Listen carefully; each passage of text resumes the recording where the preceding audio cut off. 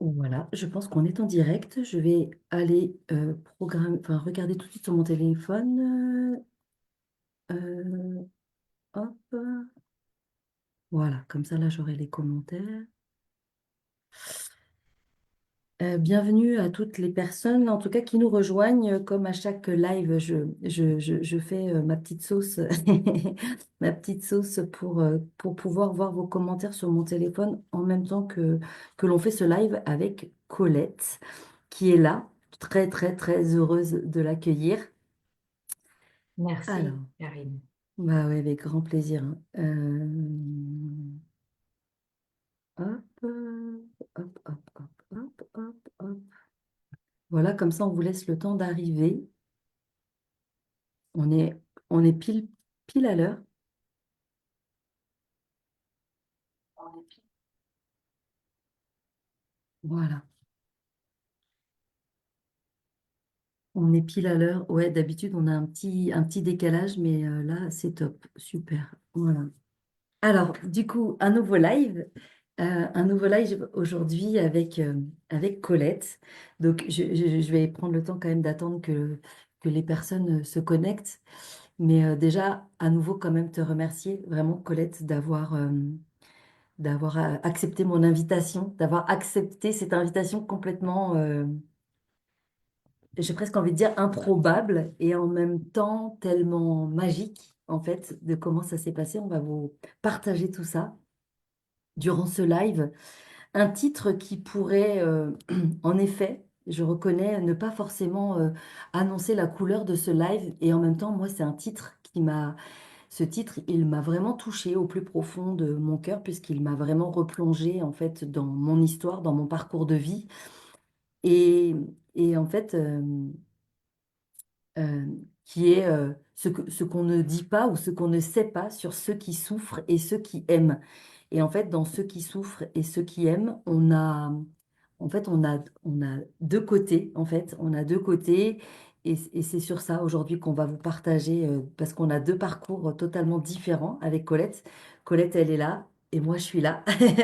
Et en fait, malgré, on va dire, le fait qu'on est toutes les deux, pas forcément du coup du même point de vue, ben, il y a quelque chose de très fort en fait qui nous a réunis et qui fait qu'on est là aujourd'hui avec vous.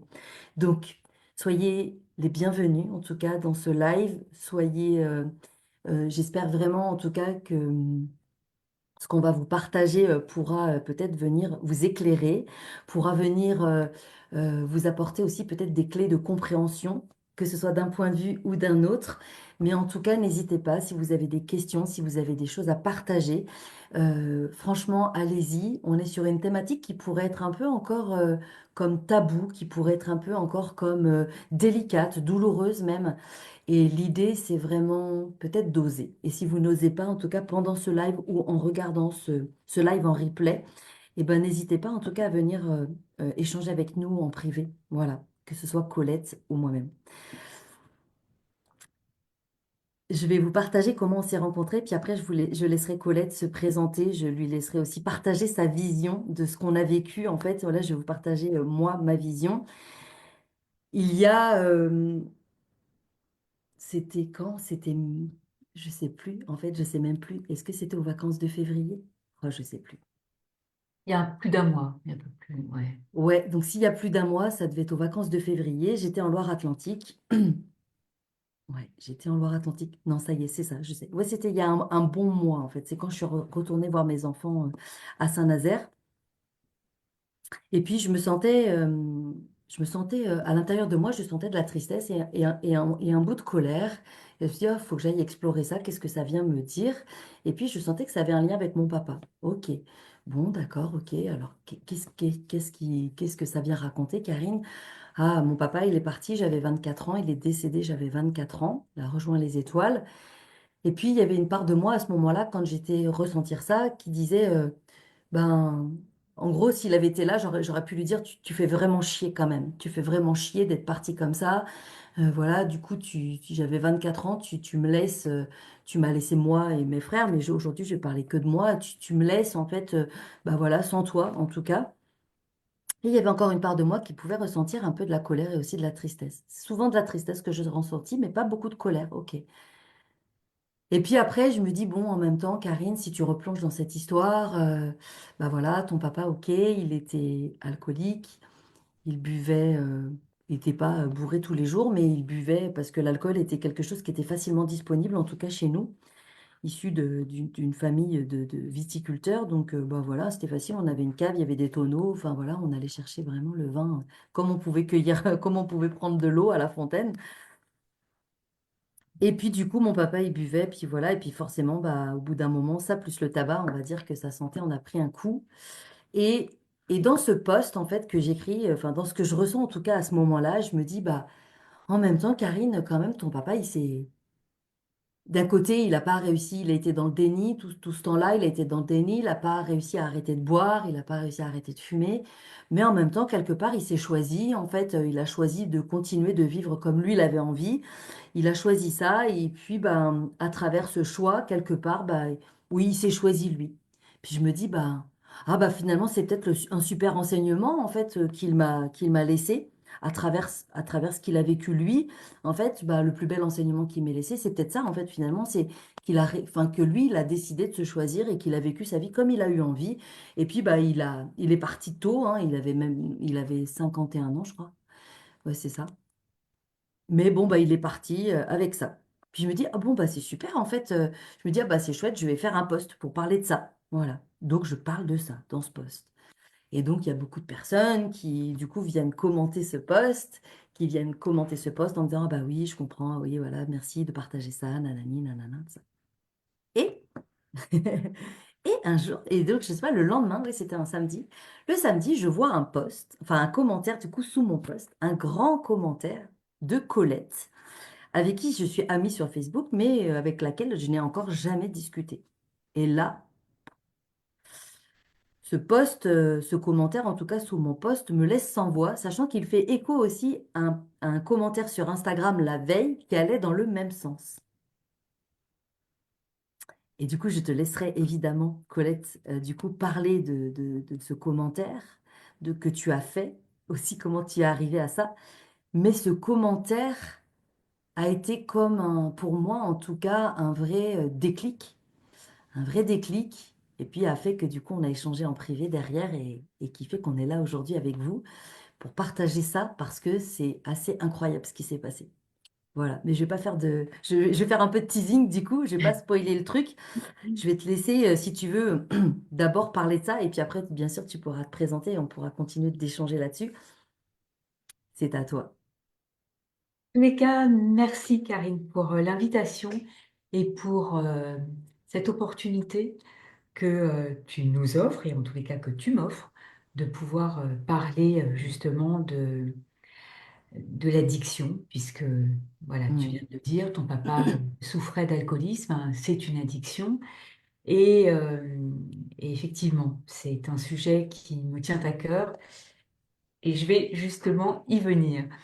Donc effectivement, je découvre sur Facebook ton post et là, il y a un truc qui vient m'accrocher, mais vraiment très, très, très, très, très, très fort, de voir que choisir l'alcoolisme pour cet homme, c'était une leçon pour la fille que tu étais. Je me suis choisie. Waouh, quel enseignement. Et là, il y a un truc qui passe pas pour moi, mais pas du tout, du tout, du tout. Pourquoi? Alors, je vais me présenter très, très, très, très brièvement, d'un point de vue personnel, pas professionnel. Euh, j'ai souffert pendant 30 ans de boulimie vomitive. C'est une addiction. Je connais les mêmes leviers, le même tumulte à l'intérieur que quelqu'un qui va être accro à quelque chose. La montée, le shoot, la descente, la culpabilité, la honte, enfin voilà, c'est tout pareil, tout pareil. À part que moi, ma drogue, c'est l'alimentation, c'est la nourriture et c'est une drogue en vente libre. Mais voilà, vraiment, je suis addict à la nourriture. Et, et ce qui m'a accroché en lisant ce poste, c'est que ça puisse être un enseignement, je me suis choisie. Et là, je suis maman aussi de deux jeunes filles. Et, et je me disais à ce moment-là, en lisant le post de Karine, mais j'espère que mes filles, jamais ne vont se dire, maman a choisi la boulimie, son addiction, plutôt que nous. Parce que à aucun moment, je les mets dans la balance. Une balance, il y a deux plateaux. Ouais, je peux mettre la boulimie d'un côté, mais il n'y a rien d'autre de l'autre côté, et surtout pas mes filles. Et je ne choisis pas la boulimie, c'est un non-choix, c'est le moyen que j'ai trouvé pour avancer dans ma vie. Je ne vais pas rentrer dans le détail là maintenant tout de suite, mais en tous les cas, voilà, c'est le moyen que j'ai trouvé pour continuer à avancer dans ma vie malgré le mal-être qui prend de plus en plus de place à l'intérieur de moi. Mais il y a, en aucune manière, il y a une histoire de choix entre la boulimie et mes filles. Et j'ai envie de partager ça à Karine. J'ai envie de lui dire, mais je ne sais pas si ton père a choisi l'alcool plus que toi, ses enfants, sa vie de famille. Je sais pas. Et en même temps, je suis tiraillée par l'envie de partager ma perception en étant de l'autre côté, pas en étant enfant, mais en étant la personne qui souffre d'addiction. Donc j'ai vraiment, j'ai l'élan très très fort de vouloir, me semble-t-il, remettre l'église au milieu du village. Et en même temps, je me dis, mais attends, mais qui tu es? Qui tu es pour aller cogner dans une perception qui peut-être fait énormément de bien, en fait, à Karine. C'est vrai qu'à ce moment-là, on est amis, mais on peut être amis de tout le monde hein, sur les réseaux sociaux. Donc, effectivement, on est en lien, mais très concrètement, je ne connais pas Karine. Et voilà, qui je suis, moi, pour aller bousculer une perception qui lui fait du bien. Et si cette perception lui permet euh, d'être triste, de ne plus avoir son papa, mais malgré tout d'être dans un lien où la colère n'est pas là, ou très peu, ou de moins en moins, où il y a même du pardon, de l'amour, enfin voilà, quelque chose qui fleurit là-dessus. Et voilà, enfin, et donc je suis vraiment extrêmement tiraillée. Donc, je mets beaucoup de passettes dans le commentaire que je sais pas si tu t'en souviens, Karine, mais voilà, j'avance avec beaucoup de prudence. Et voilà, et je termine d'ailleurs mon commentaire en disant, mais voilà, si c'est une perception qui vous fait du bien, c'est, c'est, c'est chouette en fait. C'est chouette et il y a rien de plus à dire. Mais voilà, j'ai eu l'envie d'exprimer ma parole, moi, en tant que personne souffrant d'addiction.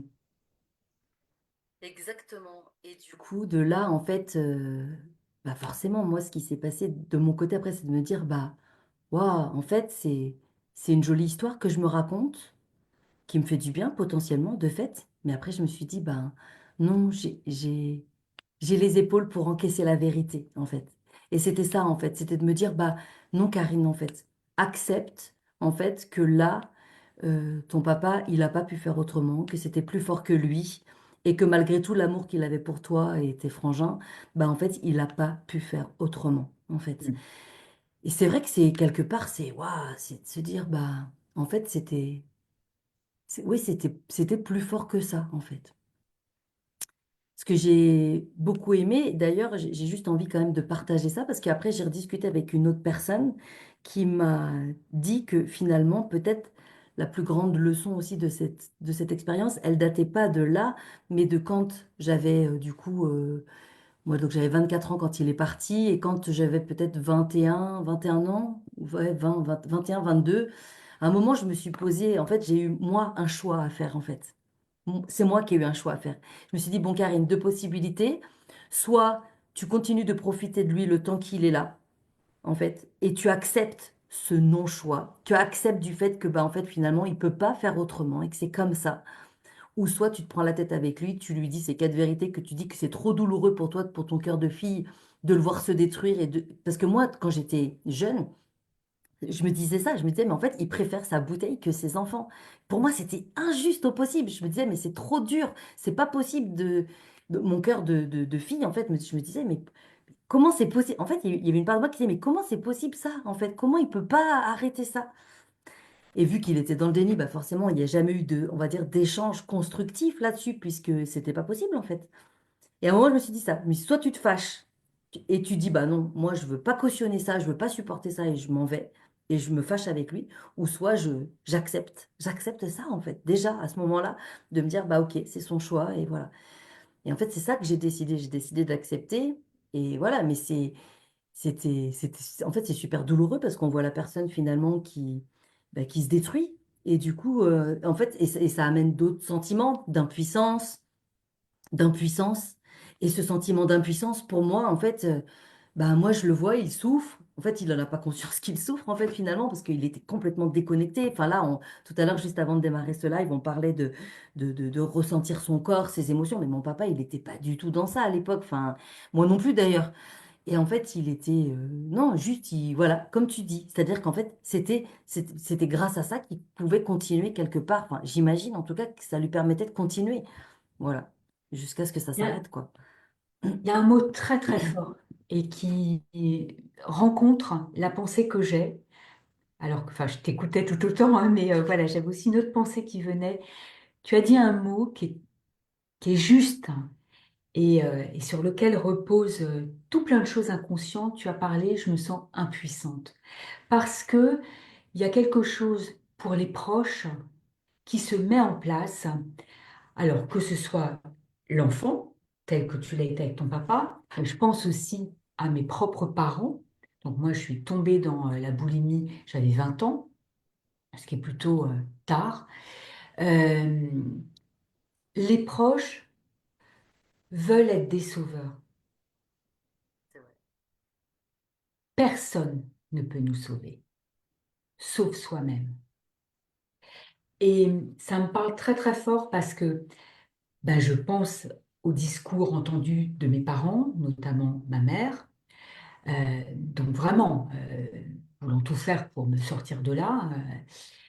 Ils l'ont découvert tardivement. Je devais avoir... alors, non, c'est pas qu'ils l'ont découvert tardivement. Ils le savaient, mais ils n'arrivaient pas à m'en parler. Et il y a eu un événement qui fait que j'étais prise la main dans le sac. C'était difficile de continuer à nier. Donc, et là, ma mère me dit, mais Colette, ça fait depuis longtemps que ton papa et moi, on le sait. On t'entend te faire vomir et on ne sait pas comment t'en parler. Donc là, c'est l'occasion pour en parler. Évidemment, sur l'instant, je nie tout ce que je peux. Enfin, je suis vraiment prise la main dans le sac et je continue de dire, mais c'est pas ce que tu crois, c'est pas ce que tu crois.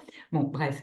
Mais les proches veulent nous sauver. Et à l'inverse, je me disais dans mon parcours aussi d'addict à la nourriture, je me disais, le jour où je serai maman, je pense que là, ça va s'arrêter. Mais là encore, c'était investir mes enfants potentiels de la mission de me sauver. Ok. Et c'est pas possible. Et alors effectivement, et j'y ai un peu cru parce que euh, quand je suis devenue maman, bah, de fait, il n'y avait plus trop de place quand même pour la boulimie. Donc, elle s'est mise de côté. Je vais dans les coulisses, ok, je vais essayer de me tenir tranquille.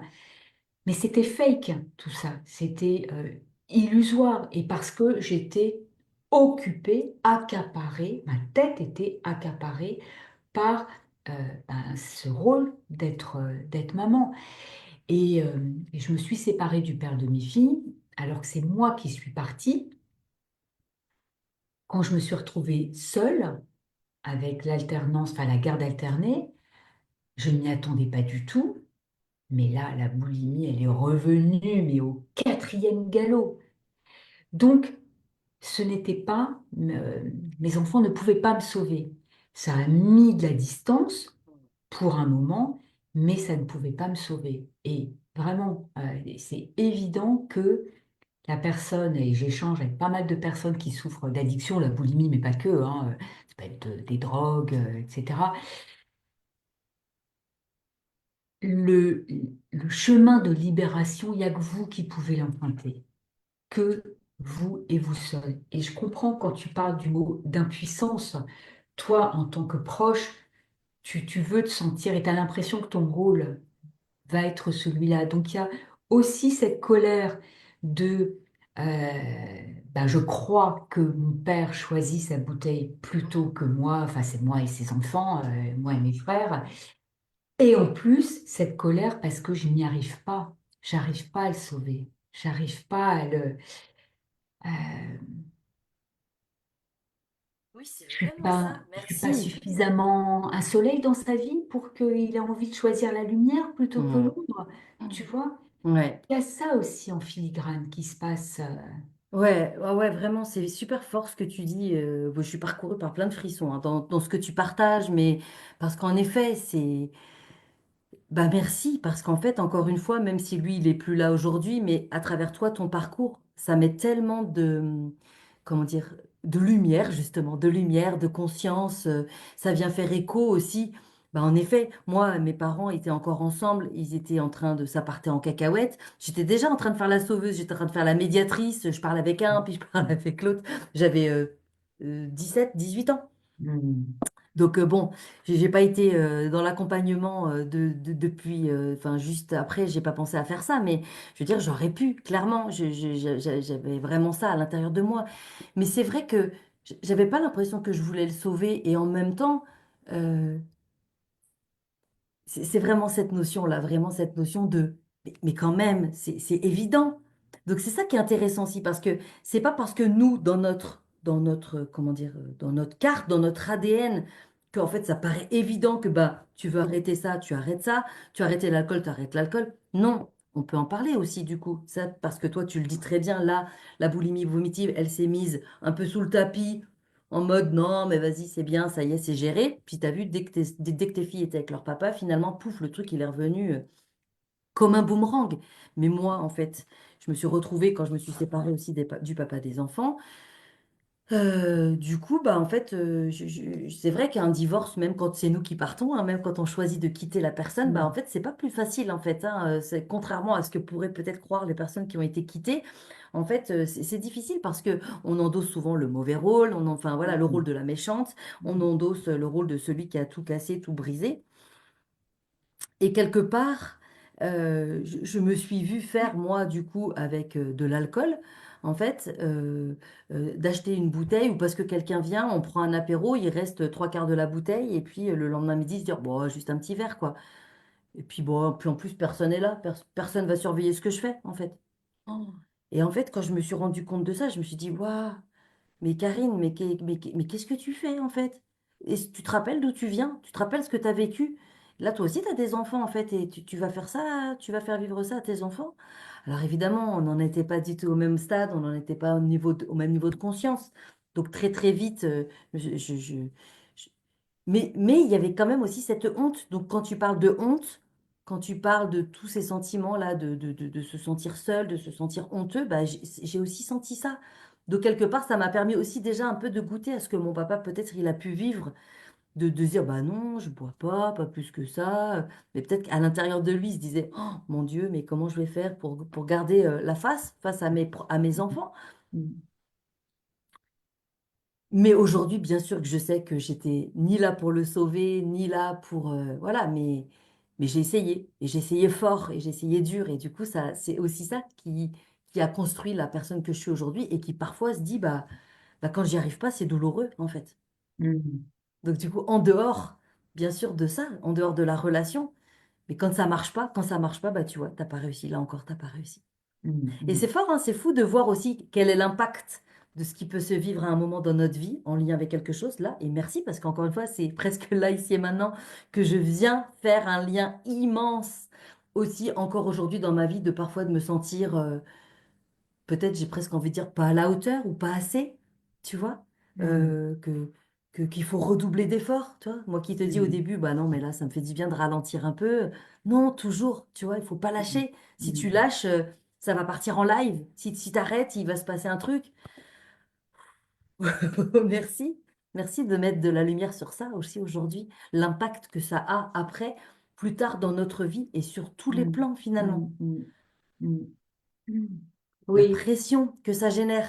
tout à fait, tout à fait. Parce que c'est quelque chose, enfin, j'imagine en tant qu'enfant, voilà, pour le coup, j'ai pas vécu cette situation-là, mais ouais, il y a une espèce de, tu te sens investi d'un rôle que tu n'as pas relevé, et du coup, ouais, tu restes avec une forme de, ouais, j'ai pas donné assez, j'ai pas été à la hauteur. Bah oui, d'échec. Effectivement, et ça reste de manière inconsciente, mais tu es coach et donc voilà, une cliente qui pourrait patiner sur un sujet, ah, j'ai peut-être pas fait assez, et c'est en écho inconsciemment, mais ça reprend ce circuit, toi et ton papa.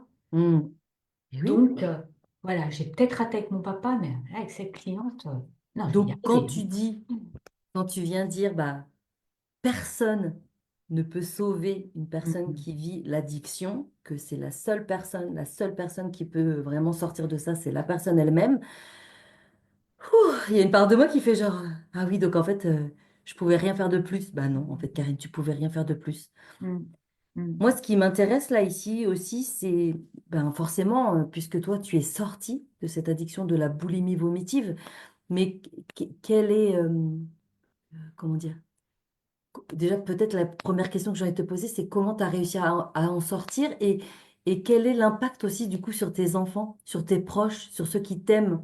Est-ce qu'aujourd'hui c'est quelque chose qui est peut-être, j'ai envie de dire, facile du coup à échanger, à partager à propos de ça ou pas? Parce que moi du coup je peux pas, tu vois, c'est quelque chose Mhm. qui reste un peu comme en suspens de me dire, bah, et s'il était là encore là, enfin voilà, mais il est pas là. Donc, Mhm. Si, alors voilà, il n'y a pas de tabou par rapport à ça. À la maison, on en parle très facilement. Mes filles sont mes premières supportrices. Donc, et tu vois, je voudrais juste, je parlerai de la façon dont je me suis sortie de l'addiction, mais je voudrais juste préciser aussi autre chose. Donc, effectivement, quand on est proche, on s'investit plus ou moins consciemment de ce rôle de sauveur.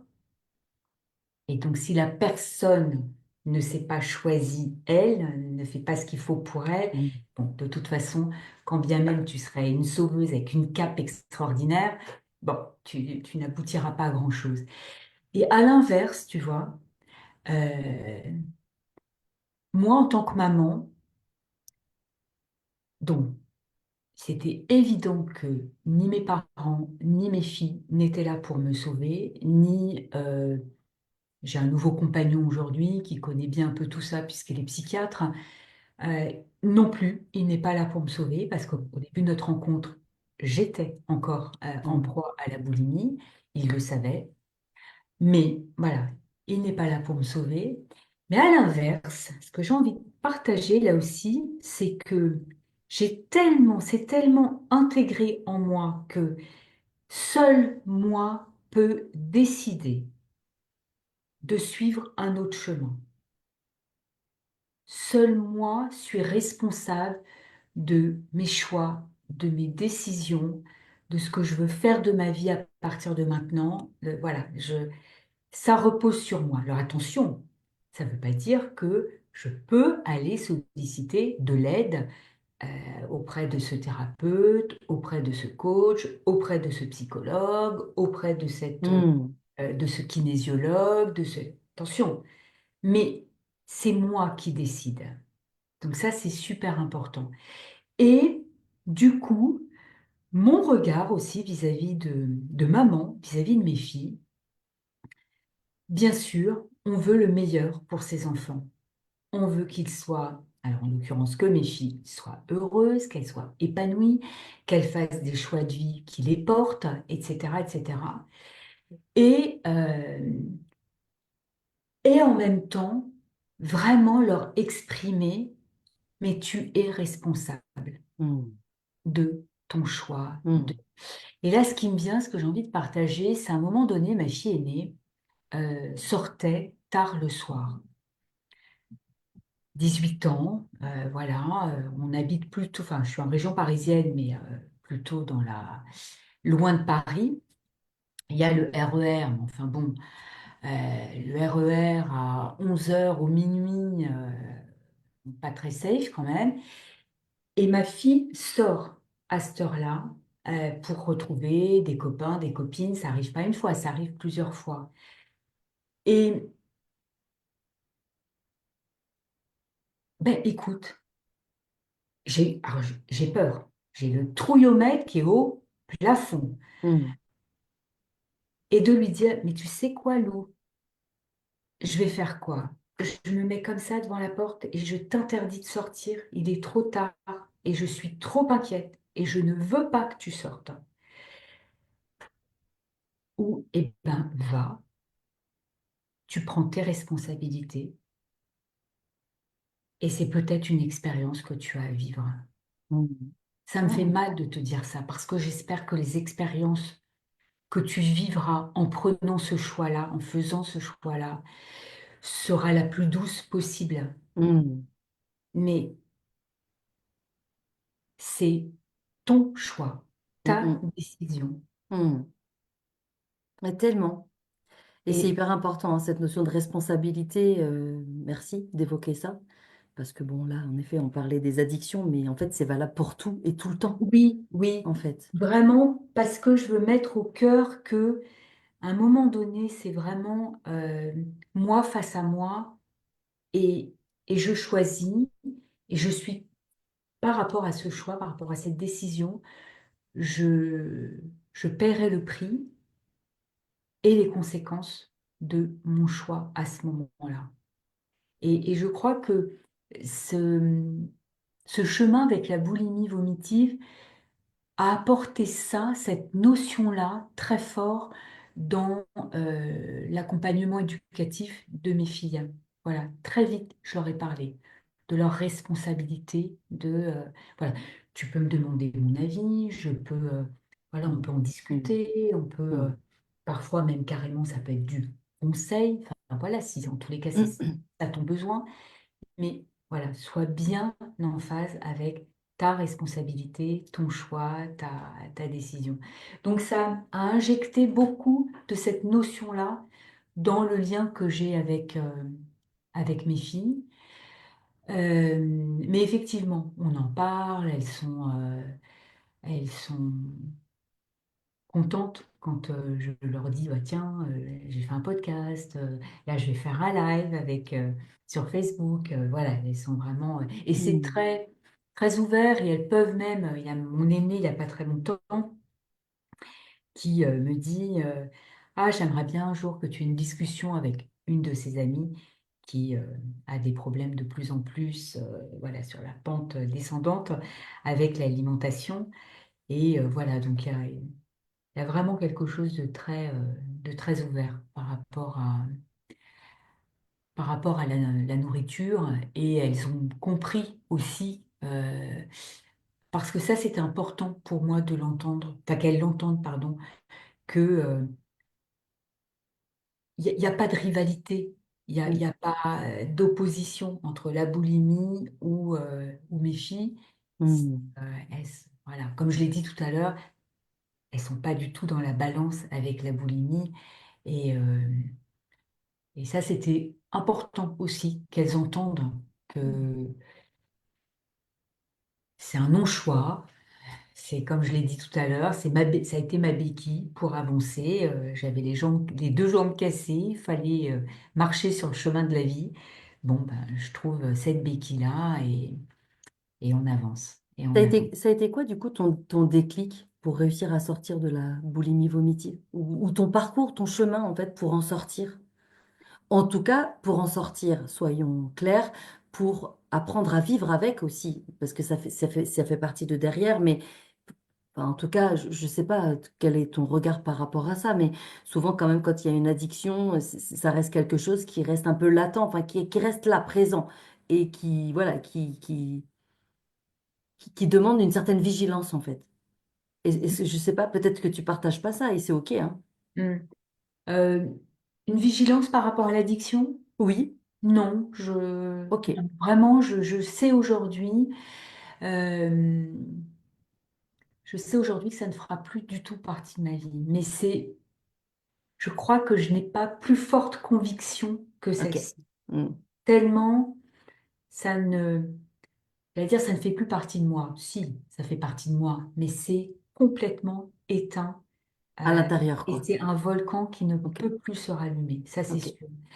Et qu'en fait, ben, j'ai envie de dire, l'addiction, le pendant de l'addiction, l'opposé de l'addiction, commence par la même lettre, un A, c'est l'amour.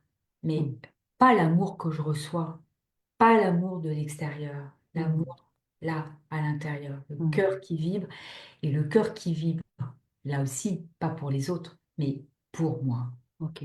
pour moi. Mm, Et effectivement, je prends conscience que cette petite fille déjà qui est pas à l'aise, qui se sent pas à sa place, qui déjà là, elle ne s'aime pas, elle se compare beaucoup, toujours à évaluer dans le regard de la maman, dans le regard du papa. Est-ce que c'est bien ce qu'elle a fait? Est-ce que je suis validée? Est-ce que je suis mm, acceptée? Est-ce que tu vois? Et ça grandit, ça grandit, ça grandit, ça grandit. Et là où le système y tient, c'est fragile, mais il tient. Parce que j'ai cette validation mm, du côté de mon père, du côté de ma mère. Voilà, ça tient. Ça tient à quoi? Ça tient au résultat scolaire. Je suis mm. très bonne à l'école. Et puis, arrive le lycée, et là, on déménage, donc on change de ville. Et j'arrive dans un lycée où, franchement, le niveau d'enseignement, c'est du high level. Et là, mes notes dégringolent. Dégringole. Ah, mais vraiment. Et là, le système, il tient plus.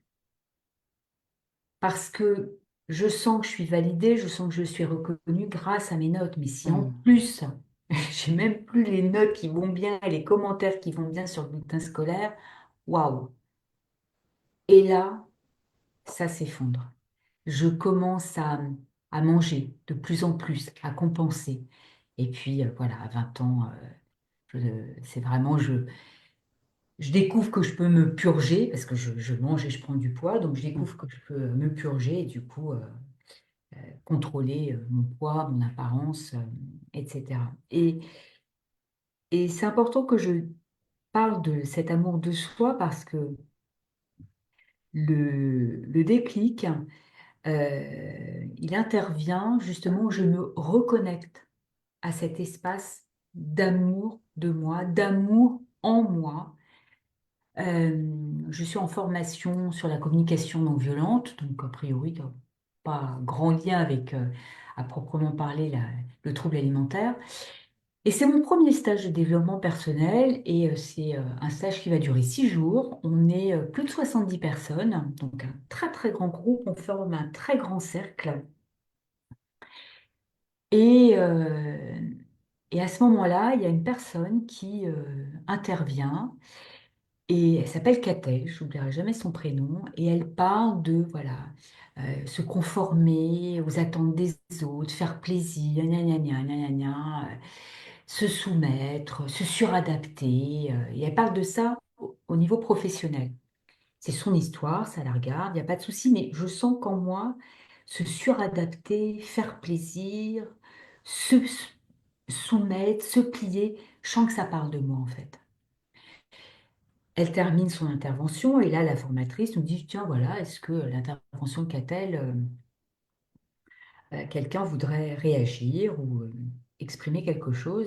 Et là, je prends la parole et je sens que ça a allumé, ça a déclenché un volcan en moi. Et c'est drôle parce que toutes les journées étaient enregistrées et je me suis réécoutée. Je ne me reconnais pas. Mais vraiment, je ne me reconnais pas. Je suis d'une violence, d'une agressivité dans mes mots. Oh, donc c'est pas qu'à l'intérieur que le volcan il s'est allumé, ça fuse dans tous les sens. Et la formatrice, qui était super, vraiment ne m'a pas lâchée. Elle a bien senti qu'il se passait un truc pour moi. Et de question en question, j'en arrive au bébé, au bébé que j'étais et que je ne supportais pas. Je détestais. Alors, dit comme ça, on pourrait se dire, oh, quand même, un petit bouchon, c'est quand même fort de café de détester le petit bébé.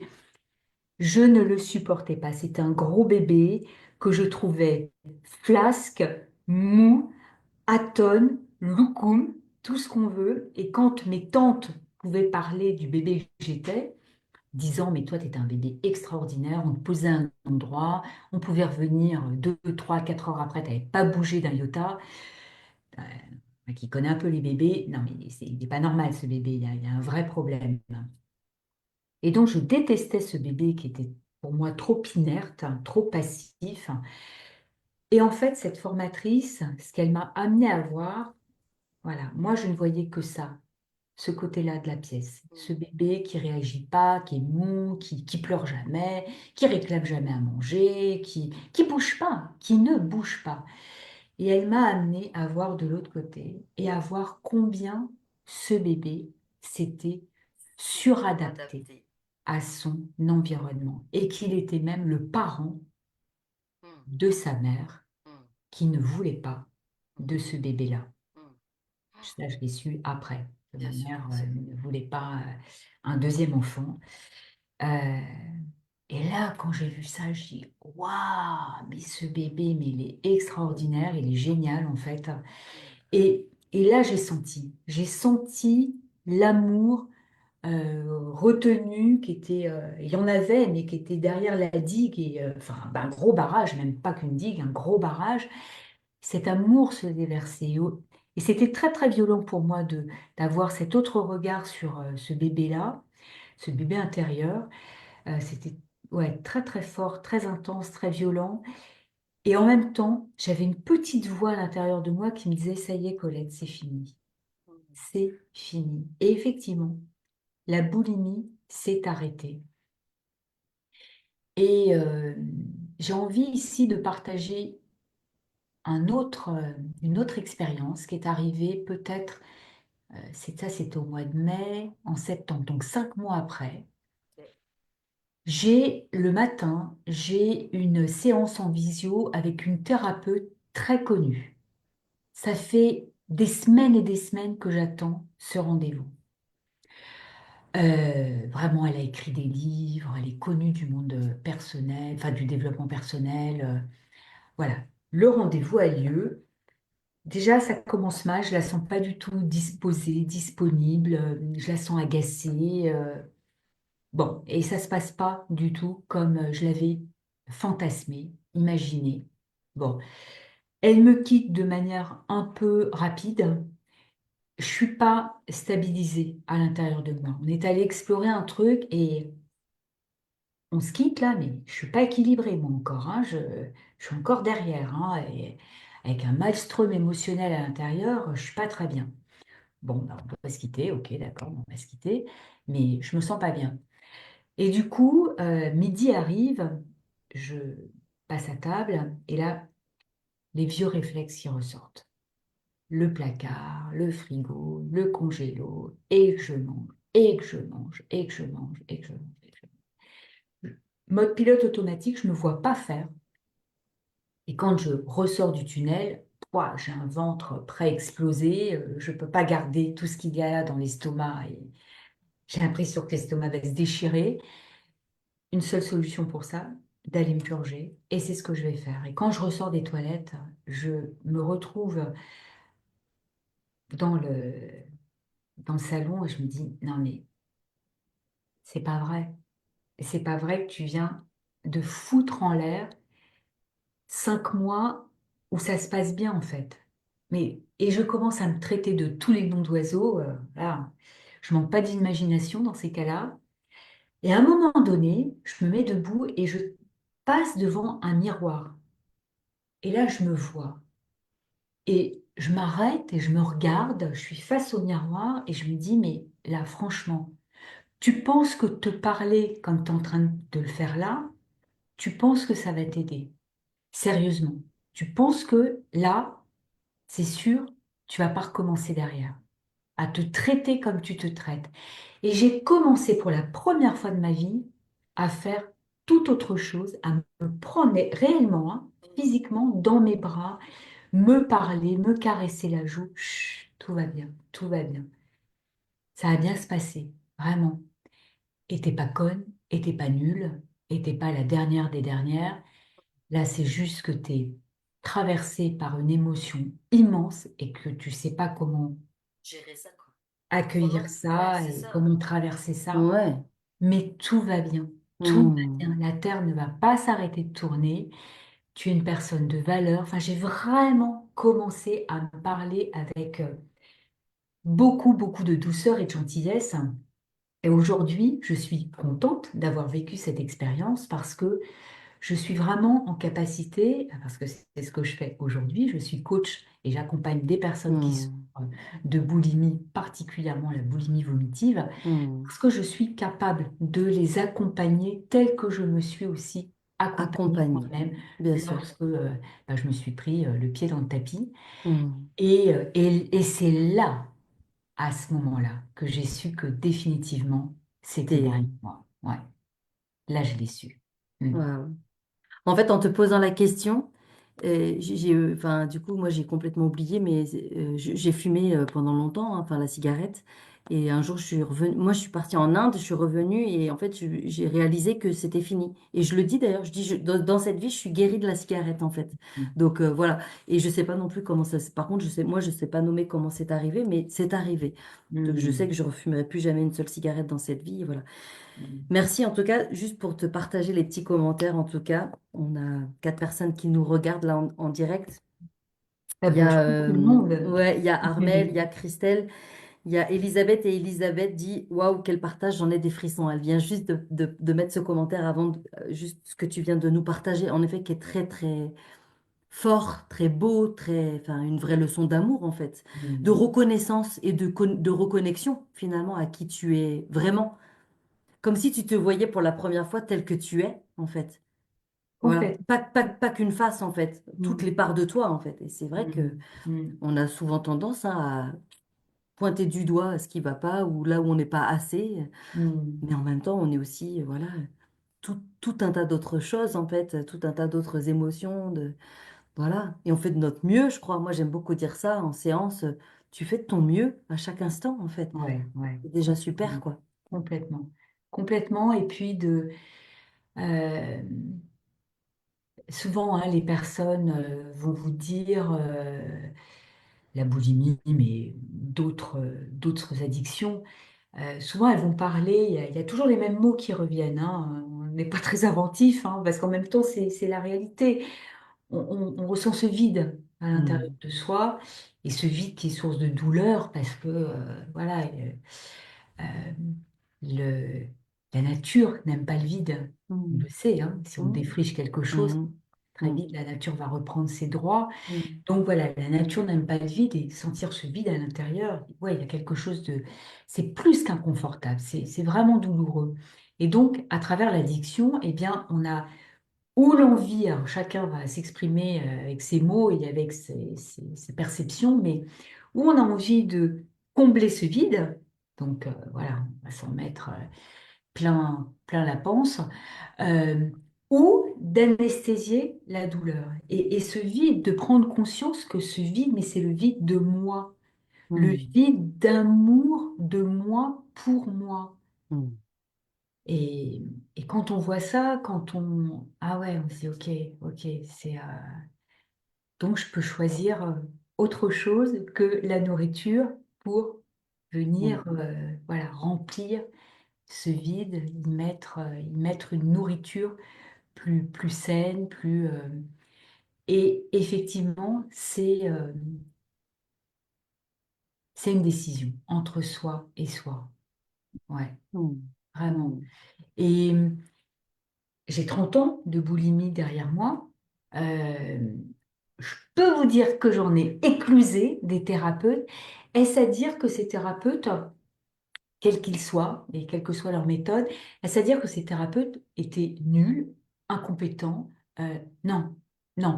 Ils ont tous semé quelque chose en moi, mais je n'ai pas permis à cette graine de pousser.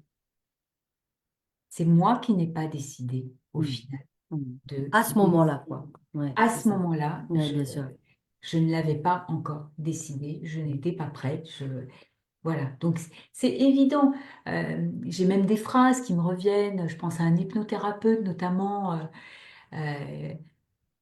Par rapport à un exercice qui à chaque fois il me répétait, bon, il va falloir le mettre en place, hein, Colette, pour la prochaine fois. Oui, oui, oui, mais non, Mm. je n'avais pas décidé et c'est pour ça que, voilà, ça passe principalement, et je répète, ça ne veut pas dire que il n'y aura pas des guides pour vous accompagner sur le chemin, pour éclairer votre chemin, Mm. mais la décision de vous engager sur le chemin, c'est vous et vous seul. Mm. Mm. Et j'avais juste envie de repartager ça aussi parce que ça vient faire écho avec cette notion et de vide et d'amour de soi, puisque la semaine dernière, j'ai fait une petite vidéo pour dire qu'en fait, souvent, on va chercher l'amour à l'extérieur alors que nous sommes l'amour. Nous sommes l'amour, c'est là, à l'intérieur, disponible. Et en fait, ça nous demande d'aller chercher, d'aller connecter avec ça. Et une fois qu'on va connecter avec ça, ben déjà, ça fait genre, ah oui, c'est bon, merci. C'est vrai, c'est Mm. bon. En fait, tu es l'amour. Tu n'as pas besoin d'attendre qu'on vienne t'aimer puisque tu es déjà ça. Mais ça demande d'apprendre, d'aller le chercher, d'aller le goûter, d'aller l'explorer, en fait. Et puis Mm. de l'alimenter au quotidien, en fait, tu vois, comme quelque chose, pour pas qu'il y ait de grumeaux, tu sais, on vient touiller. Mm. Ben voilà, on va venir touiller pour continuer que cet amour soit là, présent. Et je crois que c'est ça. Et merci. Merci en tout cas pour ton partage, pour ton témoignage. Merci d'avoir déposé ce commentaire sous mon post qui m'a énormément éclairé, qui m'a énormément fait avancer, qui m'a fait aussi voir moi les choses du coup bah, d'un point de vue différent, qui était juste waouh. Enfin, je me revois quand on a partagé nos messages via Messenger, nos messages vocaux où on était parcouru de tellement de frissons et je me disais waouh, ce cadeau caché là en fait, merci la vie. Merci la vie parce que je reste convaincue que derrière chaque expérience, derrière chaque rencontre, qu'elle soit agréable ou désagréable, à chaque fois on a un magnifique cadeau caché. Donc voilà, et puis grâce à ça, on est là aujourd'hui, on a connecté ensemble et c'est un vrai bonheur en tout cas Mm. d'avoir pu t'offrir cette opportunité de partager ton parcours, quoi. Mm. Mm. Je regarde juste les petits commentaires. On a Christine aussi qui était là et qui nous a dit un partage super émouvant. Merci Christine d'avoir été là, c'est chouette. Merci. Elisabeth qui dit, vous êtes de beaux exemples, merci d'oser partager les tabous. Bah oui, parce que en fait, euh,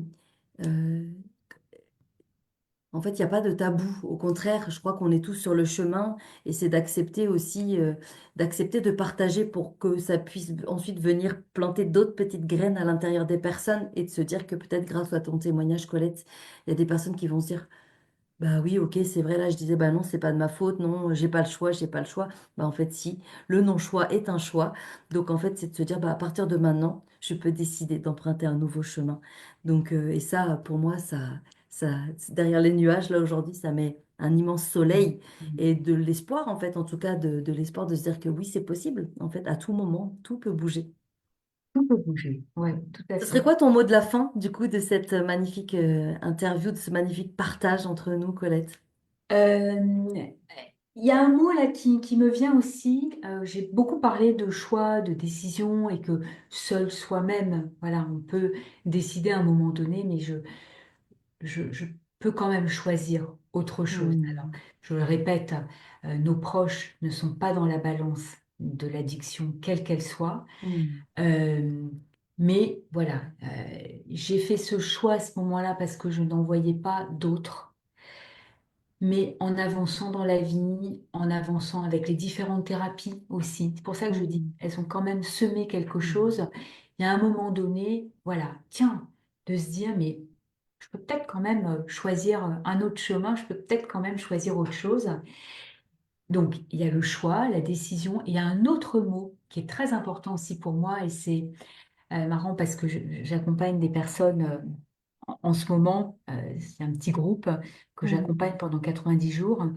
Et justement, la séance en visio qu'on a fait hier soir, séance collective, il y a un mot aussi qui est apparu très fort, qui a été exprimé par une des participantes, qui est s'autoriser.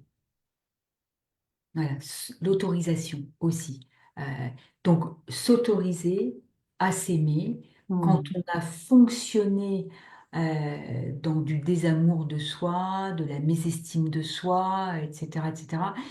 Du coup, s'autoriser à, ouais, avoir la valeur que l'on a en tant qu'être humain, à s'autoriser à se dire déjà que bah, j'ai peut-être le droit à me donner de l'amour, euh, s'autoriser à le mériter. Enfin, voilà, cette autorisation aussi qu'on se donne à soi-même. Et voilà, avant de s'engager, il y a aussi cette idée de s'autoriser. Et Mm. parfois, pour s'autoriser, ben, il a besoin d'aller décliquer des choses avec un thérapeute parce qu'on a des croyances sur soi, on a des Bien jugements, sûr. voilà. Mais et parfois, ça a besoin d'être un peu soutenu pour accéder à cette autorisation. Euh, Moi, le mot de la fin, c'est l'amour, l'amour de soi. Enfin, vraiment, c'est mon moteur aujourd'hui. Voilà, l'amour de soi, c'est vraiment ce qui vient me nourrir aujourd'hui et c'est le chemin, c'est le voyage vers lequel j'accompagne les personnes, l'amour de soi. Donc ça prendra, c'est polymorphe et ça prend plein de couleurs, de nuances, d'aspects et c'est propre à chacun et c'est ça qui est génial parce qu'on est des, des individus complètement distincts les uns les autres. Mais Mm. en tous les cas, voilà, on embarque pour aller à la rencontre de l'amour de soi. Mm. Merci infiniment, Colette. Merci. Merci Karine de ton Ouais, invitation, bah vraiment. avec grand plaisir. Merci pour tous ces beaux partages. Et si vous avez en tout cas l'élan ou l'envie, enfin voilà, de partager avec Colette ou avec moi-même, bah n'hésitez pas. Dans l'événement, là, il y avait tous nos liens. Tous nos liens pour nous contacter. Voilà, il y a pas de, comme je dis souvent, il n'y a pas de mauvaises questions, il n'y a pas de questions bêtes. Au contraire, oser en fait faire le premier pas pour pouvoir répondre à une interrogation, à un doute, à quelque chose. Bah voilà, on est là, on est dispo, donc avec grand plaisir. J'ai Avec juste envie de joie. faire un gros cœur comme ça. Ouais. Voilà, pour tout le Boum, monde. boum, Merci boum, boum, d'avoir boum. été là.